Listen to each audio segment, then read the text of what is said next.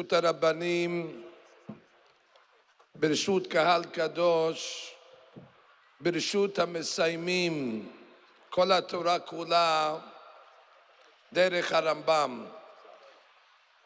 I don't take this address lightly at all, because if anybody ever visited the tombstone of Harambam in Tiberia, it is etched on that stone the words Mivhar Hamin Ha'enoshi, the greatest form of a human being.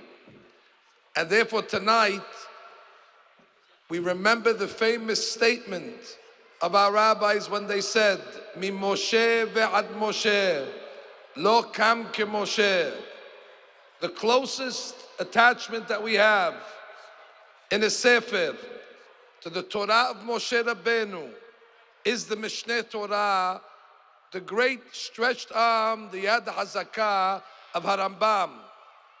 And I remember distinctly when I would pray in the home of Rabbi Ovadia Yosef alav shalom. He had a custom. Well, it wasn't as bold as the custom of the great Rabbi that said to learn 3 perakim a day. However, he would learn 1 perek after shaharit, and he would read it himself without explaining it. But the words of the Rambam, as you know, do not need explanation because his words are so clear, they explain themselves. And when the Rebbe established this takana 45 years ago, Hacham Ovadia Yosef reacted. I would like to quote his reaction.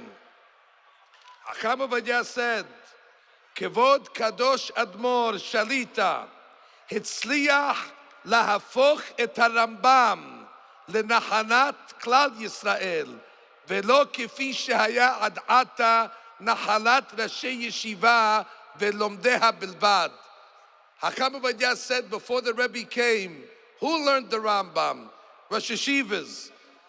Who learned the Rambam? Kolel Yungaman, Bnei Torah and Yeshiva, but it wasn't the study of the masses. And Maimonides wrote his book for the masses. As a matter of fact, in his introduction, he says, after this Sefer, you won't need to have any other Sefarim. And therefore, he says, the Rebbe, Ashrav v'Ashrei Chelko, he brought the Rambam back to the fold of the mainstream, which was the intention of the author from the beginning. But I would yes.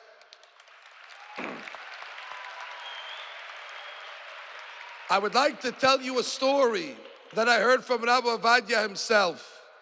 Because when I think of Harambam, the greatest image in my life, I saw Rabbi Ovadia. You see an old Sephardi rabbi.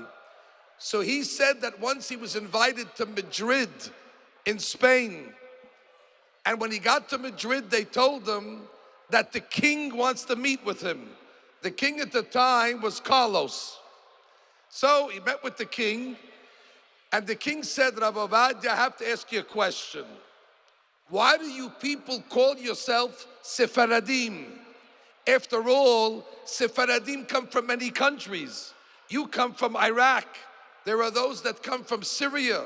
There are those that come from Iran. There are those that come from Egypt, Lebanon. There are those that come from Tunisia. Sepharad is Spain. So why do you collect all of yourselves and call yourselves Sephardim when most of you don't even come from Spain in the first place? Rabbi Ovadia thought, and he answered the following. He said, you know, our great rabbi was Maimonides, Rabbi Moshe ben Maimon, and all of us follow his rulings, whether 100% or 90%, but the majority of what Maimonides writes, we follow as halakha.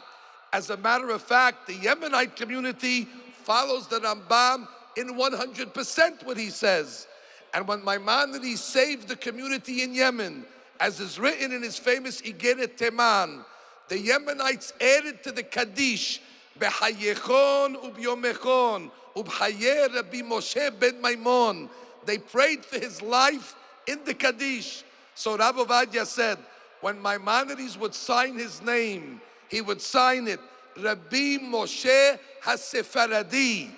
And therefore, since we follow the Rambam, we all call ourselves Sephardim, not based on our origin of birth, but based on our rabbi that comes from Sepharad. He says Carlos the king was very impressed. He says, what does he know? He's a goy, he doesn't know what the Rambam is. But he was impressed that the greatest rabbi of our people came from Spain. I say to all of you tonight, whether you come from Russia, or whether you come from a country in Europe, or you come from Asia or the end of the world, tonight we are all Sephardim.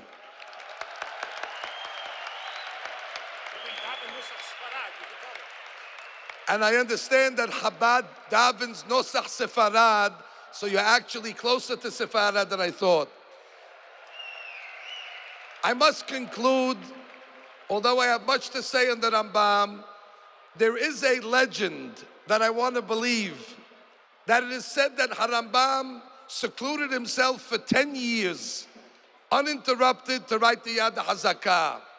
And when he finally finished and made the Siyum like you're making tonight, it is told that he had a dream. And in his dream, he saw his father, Rabbi Maimon. And next to Rabbi Maimon, there was somebody else standing there. And the Rambam asked his father, who is that? And he said, my son, this is Moshe Rabbeinu. And Moshe Rabbeinu has come to give you a congratulations for this monumental work. And it is said that in the dream, Moshe Rabbeinu told Harambam, Yishar kochacha, or in the vernacular, as you say it, Yashar koyach, but I think he said it like I said it, Yishar kochacha. Nonetheless, I'm not in a dream tonight, although this event feels like a dream. It's too good to be true. And I will tell all the members, those that have finished and those that are accepting upon themselves to begin, Yishar kochachem. May God give you the strength and the ability to start the project. Like we say, Sisu v'simhu v'simchat Torah. Sisu v'simhu. What is Sisu v'simhu? When a person finishes something, he's sas. When a person begins a project, he's sameach. How do I know that? In the prayers we say on Shabbat, when the sun comes out, simechim b'setam. The sun is happy to begin its journey. Sasim beboam. When it finally sets and it completes its purpose, it is sas. Tonight, those that are making a siyum, we say to you, sisu. And those that are beginning, we say, v'simcha, rejoice, v'simchat Torah. Yishar kochachem v'chelchem leoraita. Amen.